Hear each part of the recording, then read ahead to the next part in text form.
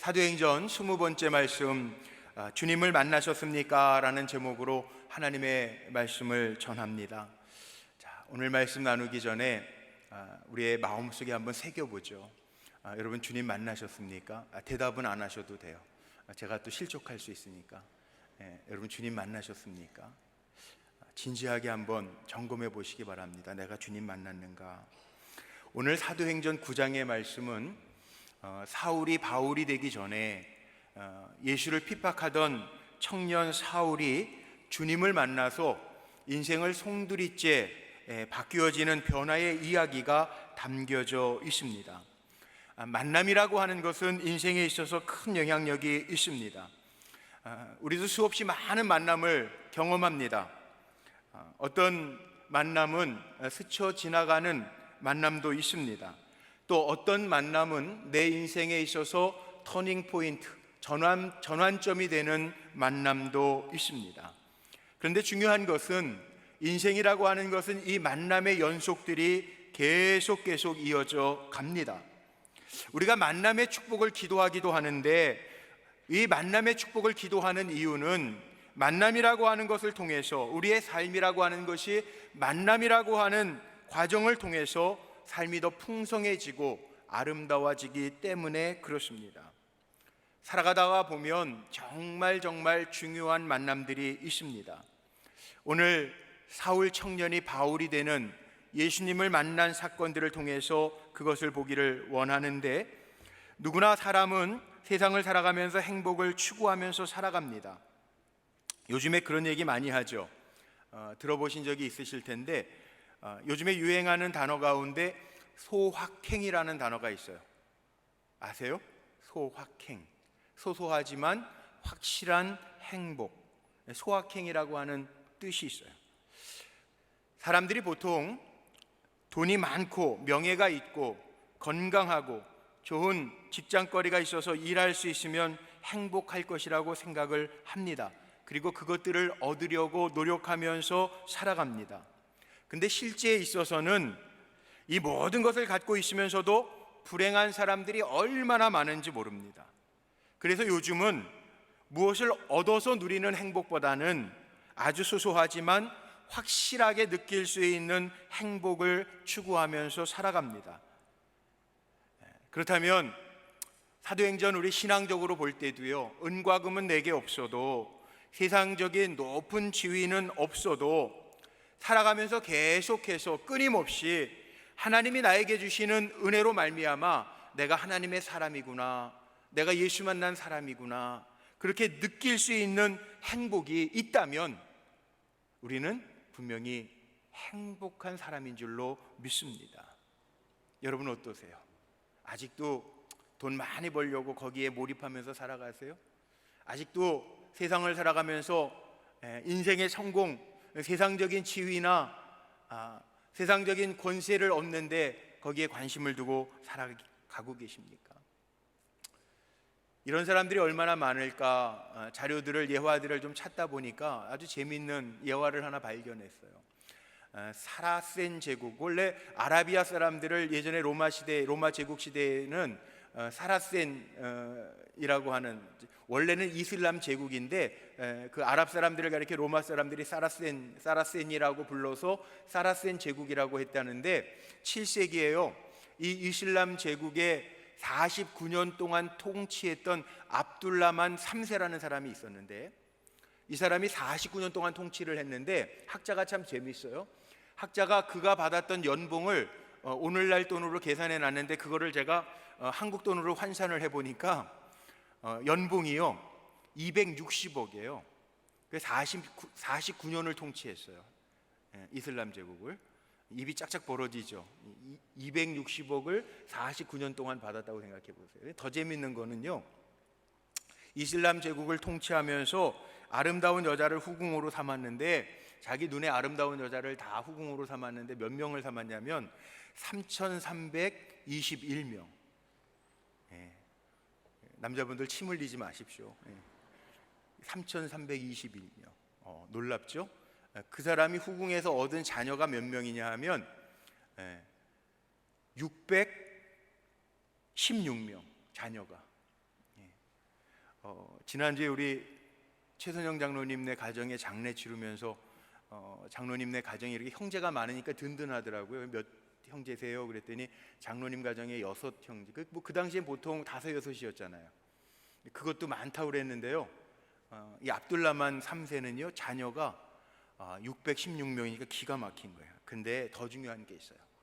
이 사람이 평생 살고 나서요 891년에 태어나서 962년까지 70세를 조금 넘게 살았는데요, 70세를 살면서 이 사람이 뭐라고 죽을 때 마지막 말을 남겼냐 하면, 내가 진정으로 행복한 날을 살았던 것은 70여 평생을 살았는데 단 14일 10나흘에 불과했다. 그리고 죽었어요. 기가 막히지 않습니까? 예.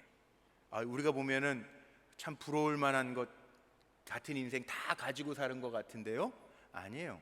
이 사람 죽을 때 나는 14일 10나흘만 행복하게 살았다라고 이야기하고 죽었어요. 자, 성경 말씀이 맞는 것 같아요. 베드로전서 1장 24절 말씀을 보면요, 이게 인생의 결과 아닙니까? 한번 같이 읽어볼까요? 시작. 그러므로 모든 육체는 풀과 같고 그 모든 영광은 들의 꽃과 같으니 풀은 마르고 꽃은 떨어지니라. 인생 그거예요. 예? 결국 우리의 모든 육체는 풀과 같아요. 아무리 힘세도요 나이 들면 약해지는 게 인생이에요. 영광, 권세 그거 좋은 것 같아도요 그 누릴 때 잠시뿐이라고요. 결국은 성경이 얼마나 정확하게 풀어놨는지 몰라요. 그런 영광들은 풀의 꽃과 같으니 풀은 마르고 꽃은 떨어지되, 그게 인생이에요. 아무리 좋아도 아무리 멋있어도 순간순간 그 모든 것들은 바람에 날리는 낙엽처럼 다 지나가고 만다는 거예요. 그럼 진정한 행복은 어디에 있을까? 저는 말씀 준비하면서 이건 제가 내린 결론인데요, 진정한 행복은요 세상 끝날까지 우리와 주님 함께 하신다고 약속하셨는데, 그 약속의 말씀 안에서 내가 누군지, 하나님의 자녀라고 하는 거, 하나님의 일꾼이라고 하는 거, 자기 존재의 의미를 잘 깨닫고 살면 그게 행복인 줄로 믿습니다. 아멘이십니까? 예. 그래서 제가 이 사도행전 후반부 말씀 증거하면서 이따가 우리 끝날 때 같이 찬송할 건데요, 결단의 찬송, 그 찬송 제가 준비한 거예요. 하나님 한 번도 나를 실망시킨 적 없으시고 언제나 은혜와 공평으로 우리를 늘 인도해 주셨는데, 하나님 나를 버리지도 않으시겠다, 내가 너를 떠나지도 않으시겠다 약속해 주셨는데, 그 약속 믿고 하나님이 시마다 때마다 우리에게 공급하시는 은혜가 있다면 그것이 우리에게 행복인 줄로 믿습니다. 그래서 우리 성도들은요 예수님을 만나야 되는데요 인격적으로 만나야 돼요. 인격적으로. 저는 오늘 말씀 준비하면서 그렇게 기도 정말 많이 했습니다. 하나님, 우리 성도님들이 같이 예배 드리는데요 오늘 예배를 통해서요 인격적으로 주님 만나게 해주세요. 그리고 기도했어요. 인격적으로 만난다는 게 뭘까요? 남이 얘기하는 예수님 만나는 거 말고요, 남이 간증하는 예수님, 여기 공목사가 설교하는 예수님, 그 들어서 그냥 예수님 그런 분이야 이거 말고요, 오늘 예배 드리는 성도님들 한 분 한 분이요 정말 인격적으로 예수님 만났으면 좋겠어요. 주님을 진짜 만나면 변할 수밖에 없잖아요. 신앙생활이라고 하는 게 왜 힘들까요? 주님 안 만나고 신앙생활 하려니까, 내 힘으로 신앙생활 하려니까 너무너무 힘든 거 아니에요? 사도 바울은 예수님 만나기 전에 어떤 사람이었습니까? 오늘 1절부터 그렇게 나옵니다. 위협적이고요 살기가 등등했대요. 그런데 예수님 인격적으로 만납니다. 예수님이 사울을 너무 잘 아셨어요. 사울아 사울아 부르십니다. 예수님이 아셔서 1대1로 만나시는 거예요. 인격적으로 만나는 거예요. 누구십니까? 야, 내가 핍박하는 예수야. 내가. 왜 만나주신 거예요? 신앙생활할 때 예수님을 인격적으로, 나를 나보다 더 잘 아시는 주님을 만나서 그 능력의 주님이 내 삶을 이끄신다면 우리는 기쁘게 감사함으로 살게 될 줄로 믿습니다. 바울이 변화된 동기가 이거 아닙니까? 다메섹에서 예수 만나서 꼬꾸라졌어요. 인격적으로 주님을 만났어요. 사울은요 자기도 아그리빠 왕에게 가서 고백할 때 나중에 공부하겠지만 사도행전 26장 9절 말씀에 보면요, 거기에 왕 앞에 가서 이야기할 때 그렇게 얘기합니다. 자기 자신이 예수 그리스도의 이름을 대적하는 것을 당연한 것으로 여기고 많은 사람들을 잡아서 죽이기까지도 했다고. 그런데 이젠 내가 예수 만나고 나서 변화된 삶을 사는 거라고, 나를 보라고, 그렇게 고백하는 사람으로 바뀌어져요. 예수 만나고 나서는 완전히 사울의 인생이 바뀌어요. 이름도 바뀌잖아요. 바울로 바뀌잖아요. 3절과 5절 말씀에 오늘 본문에 보니까 사울이 길을 가다가 다메섹에 가까이 이르더니 호련히 하늘로부터 빛이 그를 둘러 비치는지라 땅에 엎드려져 들음에 소리가 있어 이르시되 사울아 사울아 내가 어찌하여 나를 박해하느냐 하시거늘 대답하되 주여 누구시니까 이르되 나는 내가 박해하는 예수라. 사울이요, 예수님 만나서 주님의 음성을 듣습니다. 주님이 사울의 이름을 불러주십니다. 이것이 인격적인 만남입니다. 오늘 예배드리는 우리 성도님들, 쓰여져 있는 성경에 쓰여져 있는 예수 만나는 게 아니라 오늘도 이 시간에 나를 찾아와 주셔서 아무개야 아무개야 너 이것 때문에 힘들었지, 내가 너와 함께 할 거야, 이 음성을 들으면서 인격적으로 주님과 만날 수 있는 성도님들이 되셨으면 정말 좋겠어요. 예수님 인격적으로 만나면요, 인생이 변하지 아니할 수가 없어요. 오늘도 이 자리에서 예수님 만나서 어두운 삶이 밝은 삶으로, 절망적인 인생이 소망의 인생으로 바뀌어지고, 정말 우리 기쁨으로 찬양하는 거 있잖아요. 내 영혼이 은총 입어 중한제진 벗고 보니 슬픔 많은 이 세상도 천국으로 화하도다. 예수님 인격적으로 만나면요 달라집니다. 왜? 오늘 12절, 17절, 18절에 보니까요, 사울이 예수님 만나고 나서요 보는 게 달라져요. 다시 보게 되고, 17절 다시 보게 되고, 18절에도 보면 다시 보게 된지라. 예수님 만나고 나서는요, 예수님 핍박하는, 예수 믿는 사람들 핍박하는 눈이어서 한 사람이라도 잡아내려고 그랬는데요, 근데 이제 예수 만나고 나서는 달라져요. 보는 게 달라져요. 삶이 변화돼요. 인격적으로 예수를 만나면요 삶이 변할 수밖에 없어요. 정말 주님 만나고 나면 다른 사람이 볼 때에도 살기등등한 사람, 위협적인 사람이 아니라 복음 때문에, 예수님 때문에 내려놓을 줄 아는 사람이 된다는 거예요. 삶으로 증명해야죠. 예수 진짜 만난 사람은요 삶이 달라요. 여러분 그렇지 않겠어요? 세상이 밝아서 우리가 노래하고 찬양하면서 삽니까? 아닙니다. 환경이 좋기 때문에 찬양하면서 사는 것 아닙니다. 예수 만난 사람은 환경과 상황에 상관없이 하나님 나와 함께 하심에 감사해서 찬양할 수 있습니다. 오늘 우리 헤세드 찬양대가 찬양해 주신 것처럼 주님 감사해요, 주님 사랑해요. 주님 만난 사람은요 정말 가만히 생각해 보면 지금 기도할 수 있는 기도의 제목도 뒤집어 놓고 나면 이게 감사의 제목이에요. 하나님을 진정으로 만난 사람은 어떤 상황과 환경 속에서도 절망하지 않습니다. 희망과 소망을 가지고 살아갑니다. 정말 주님을 만난 사람은 내 성격으로 살지 않습니다. 주님이 내 안에 사시기 때문에 그 은혜로 사는 사람입니다. 사울 보세요. 주님 인격적으로 만나고 바뀌잖아요. 빌립보 감옥 속에서도 기뻐하고 찬양하잖아요. 매를 맞고 환난을 당해도 그 상황 가운데서도 낙심하지 아니하고 오히려 소망을 가지고 살잖아요. 우리에게 이김을 주시는 주님께 감사한다고 고백하면서 살잖아요. 담대하잖아요. 죽음까지도요 기대합니다. 얼마나 사도 바울이 마지막으로 쓴 서신이 신약 성경 가운데 디모데후서 아닙니까? 디모데후서 마지막 장 4장 말씀에 보면 이런 말씀이 있어요. 4장 6절로 8절 말씀에 보니까 전제와 같이 내가 벌써 부어지고 나의 떠날 시각이 가까워왔도다. 나는 선한 싸움을 싸우고 나의 달려갈 길을 마치고 믿음을 지켰으니 이제 후로는 나를 위하여 의의 면류관이 예비되었으므로 주 곧 의로우신 재판장이 그날에 내게 주실 것이며 내게만 아니라 주의 나타나심을 사모하는 모든 자에게도니라. 그렇게 고백해요. 사도 바울이 예수 만나고 나서는요 사명 잘 감당하고 나서는요 죽음까지 기대해요. 후회하는 삶은 고사하고 행복했고요 죽음까지 기대하면서 의로우신 재판장이 내게 주실 의로운 면류관을 사모하면서 달려가고 있어요. 이게 예수 만난, 인격적으로 예수 만난 사도 바울의 삶이라는 거죠. 그래서 오늘 말씀의 제목이요, 바울처럼 정말 우리 성도님들 주님 만나셨습니까? 제가 묻고 싶어요. 주님 만난 삶은요, 삶이 달라요.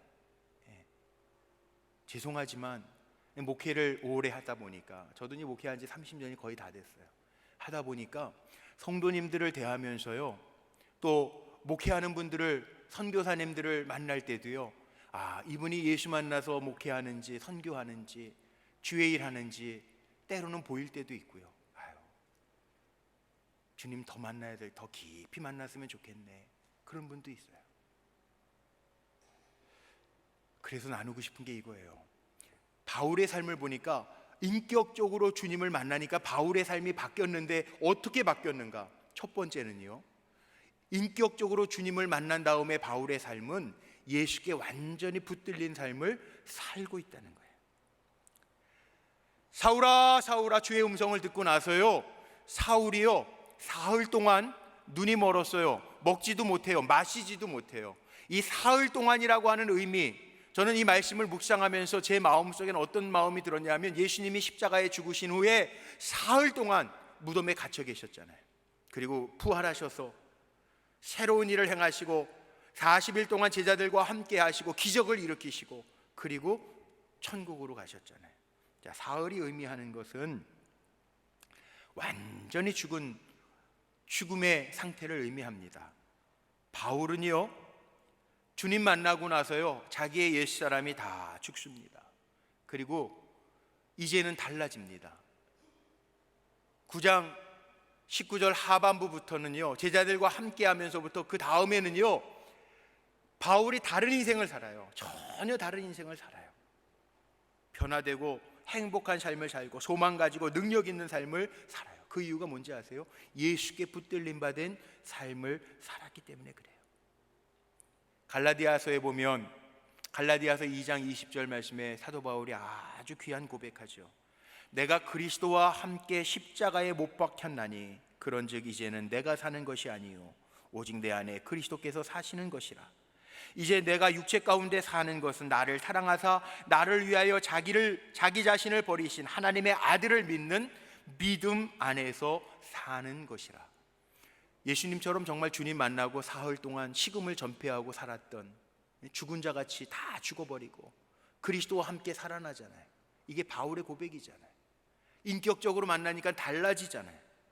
이제 바울의 삶은요, 고린도후서 5장 14절에는 이런 고백도 합니다. 그리스도의 사랑이 우리를 강권하시는도다. 주의 사랑에 붙들려서 이끌림 받는 삶을 산다는 거예요. 내 아집도, 내 성격도 내 옛 모습이 아니라 정말 완전히 죽고 주님과 함께 사는, 주님의 사랑에 강권되어 이끌리는 삶을 살고 있다고 고백하고 있어요. 이 자리에 많은 성도님들 계신데 예수 그리스도를 인격적으로 만나 주님이 내 인생의 주인이심을 여러분 고백하며 살고 계십니까? 주님 만나서 내가 정말 변화되었다고, 내가 주님 때문에 행복하다고 고백하면서 사십니까? 만약 이 고백이 없다면, 이 행복함이 없다면 죄송하지만 아직까지도 내 힘으로 사는 거예요. 여러분, 뭐에 붙들려서 사십니까? 하나님 앞에서 진지하게 한번 생각해요. 내가 지금 뭐에 이끌려 살지? 어떤 사람은 돈에 이끌려 사는 사람이 있어요. 어떤 사람은 세상의 성공, 명예에 이끌려 사는 사람도 있어요. 어떤 사람은요, 사람에 이끌려서 사는 사람도 있어요. 어떤 사람은요, 술과 도박에 이끌려 사는 사람도 있어요. 죄송합니다. 제가 요즘에 목회하다 보니까 이렇게 상담도 하고 청년들도 상담하고 성도들도 상담하고 또 밖에 있는 옛 친구도 상담할 때가 있어요. 근데 저는 깜짝 놀랐어요. 청년 중에 하나는요, 요즘에 핸드폰 가지고 여러분 도박할 수 있는 거 아세요? 몇 천만 원 한꺼번에 날아갑니다. 몇 천만 원 한꺼번에 날아갈 수 있어요. 핸드폰 가지고 도박할 수 있더라고요. 도박에 이끌려서 살아요. 부모님은 그거 고쳐주려고 그러는데 안 고쳐줘요. 얼마나 놀라운지 아세요? 어떤 사람은 사람에 이끌려서 살아요. 사람 따라가요. 근데 주님을 진짜 인격적으로 만난 사람은요, 사도 바울처럼 주님께 붙들려서 산다는 거예요. 여러분 정말 하나님의 자녀십니까? 아니, 그냥 생각으로만 말고요, 내 삶의 모습으로 증명할 수 있어요. 내가 정말 예수 만난 사람이라고 하는 거. 사람들이 나를 보면서 예수 만난 사람이라고 느껴지게 하는 삶으로 증명할 수 있냔 말이에요. 사도 바울은 달라졌어요. 예수를 핍박하던 삶에서요, 예수님에게 붙들린 삶으로 완전히 달라졌어요. 이제 사도행전 9장 이후부터 보면 바울의 이야기가 많이 나올 텐데요, 달라졌어요. 완전히 180도 달라졌어요. 예수를 인격적으로 만난 사람은요, 삶이 달라져야 돼요. 우리 성도님들 가운데에도요, 주님 때문에 변화되어서 어제와 오늘이 다르고 오늘보다 내일이 다를 수 있는 삶을 살아가시기를 주님의 이름으로 축복합니다. 예수를 인격적으로 만난 사람 두 번째 특징은 뭐냐 하면 사명감이죠. 사명을 발견했기 때문에 삶이 달라질 수밖에 없다는 거죠. 사도 바울의 사명이 뭔지 아세요? 사도 바울의 사명은 15절 16절에 보니까 주님이 말씀하십니다. 주께서 이르시되 가라, 이 사람은 내 이름을 이방인과 임금들과 이스라엘 자손들에게 전하기 위하여 택한 나의 그릇이라.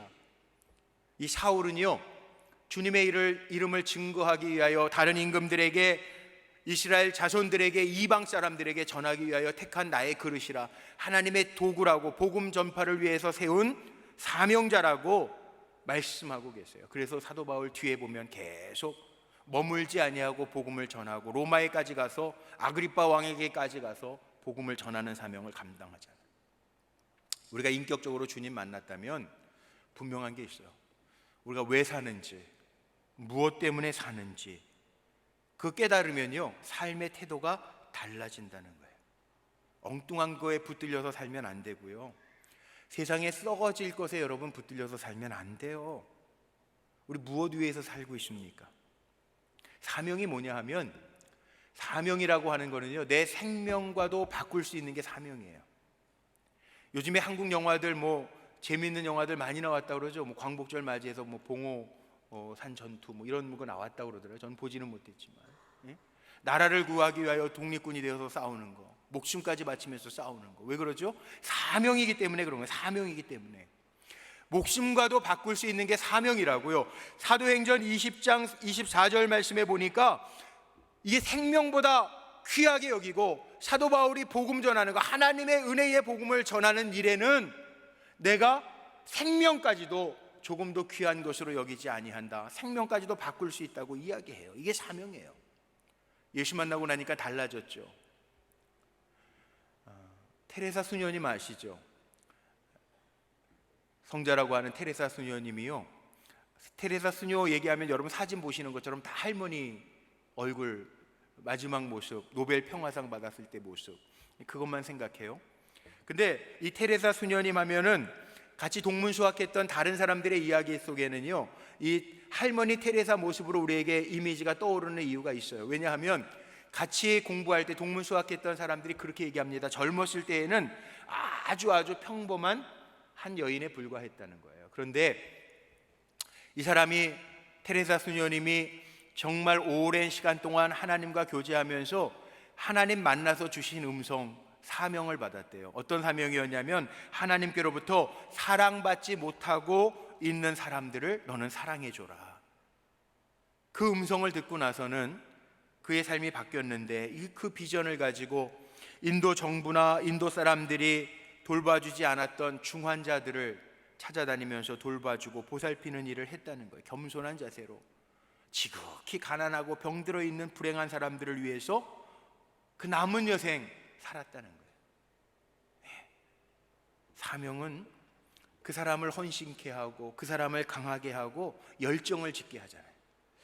예전에 이런 표현 많이 썼죠. 여자는 약하다, 그러나 어머니는 강하다.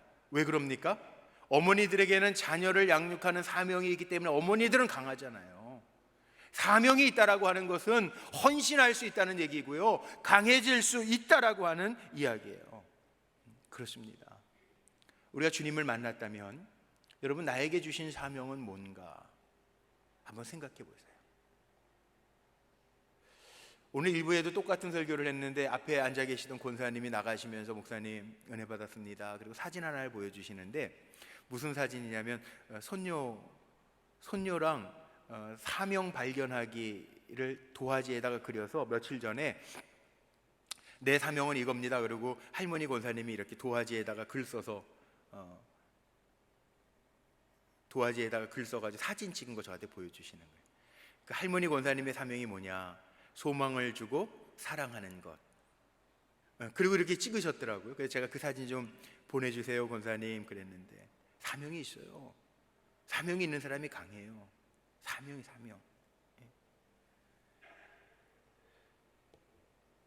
사명은 달라요. 목숨을 걸 수 있는 거예요. 기쁘게 살 수 있는 거예요. 주님 만난 사람은 사명이 있어요. 마지막 세 번째는요, 주님을 진정으로 만난 사람에게는 사명 감당할 수 있도록 하나님이 사람도 좋은 동역자도 붙여주세요. 오늘 말씀 속에도 아나니아라고 하는 사람 만나죠. 주님의 제자. 여기 5장 사도행전 5장에 나오는 베드로를 속였던 아나니아와 삽비라 얘기가 아니고요, 이 아나니아는 다른 사람이에요. 예수님의 제자였고 말씀에 순종하고 주님과 교제 속에서 주의 음성을 듣고 다소의 사람 사도 바울을 찾아갔던 사람이에요. 또 바나바도 있어요. 또 사도행전을 읽어가면서 계속 사도 바울에게는 복음 전도를 위해서 하나님이 붙여주시는 자주상사 루디아, 빌립보성에서 만난 여인도 있어요. 그때마다 하나님이 붙여주시는 사람이 있어요. 사명을 감당하려고 하는 사람에게 하나님 붙여주시는 사람이 반드시 있어요. 주님 만나고 사명 가지고 달려가는 사람에게는 있어요. 어제 참 놀라운 게요, 어제 말씀 다 준비해 놓고 이제 그 방송 자료들 다 이렇게 보내주고요. 어제 누구 만났냐면 10월 달에 우리 의료 선교팀이 의료 선교 가야 될 저 필리핀의 아주 어려운 마을에 그 선교사님이 잠깐 나오셨어요. 한국에 그 학교를 짓는 후원을 하러 나오셨는데 만났어요. 어제 갑자기 만났는데 그 선교사님 간증을 하시는데, 그 선교사님은 한국에 계실 때 14년 동안 인천에 있는 장애인 공동체를 14년을 섬기셨대요. 근데 그 14년을 섬기다가 갑자기 하나님이 떠오르게 하신 환상이 있었는데, 그게 뭐냐면 자기 청년 시절에 여의도에 집회를 참석했다가 걸어서 오면서 여의도 거리에서 하나님 앞에 짧게 기도했대요. 길게 기도한 것도 아니고, 하나님, 저를 하나님 나라를 위해서, 하나님 선교를 위해서 써주세요.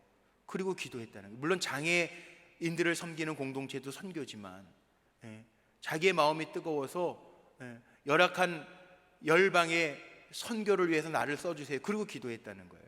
근데 그 14년 지난 다음에 갑자기 그 환상이 떠올라, 자기가 고백했던, 사모님도 아프고 다 병들었는데 필리핀 오지에 가서 선교하는데 어제 그 얘기 하시더라고요. 뭔지 아세요? 그 환상이 떠오르게 하시고 보내셨는데 지금까지 사역하면서 참 이상한 게 있어요 목사님. 그리고 얘기를 하시는 거예요. 뭘 얘기하냐면 그때마다 필요한 일꾼들을 하나님이 붙여주시더라는 거예요. 저는 그 얘기 들으면서요, 야, 설교 온 거 다 보내놓고 하나님이 나에게 확인케 하시는구나, 그 마음이 막 드는 거예요. 주님 진짜 만나고요, 하나님 기뻐하시는 일을 우리가 결단하고 감당하면 제가 선포합니다, 우리 사랑하는 성도님들에게도 하나님이 좋은 동역자들을 붙여주실 줄로 믿습니다. 이게 하나님의 역사예요.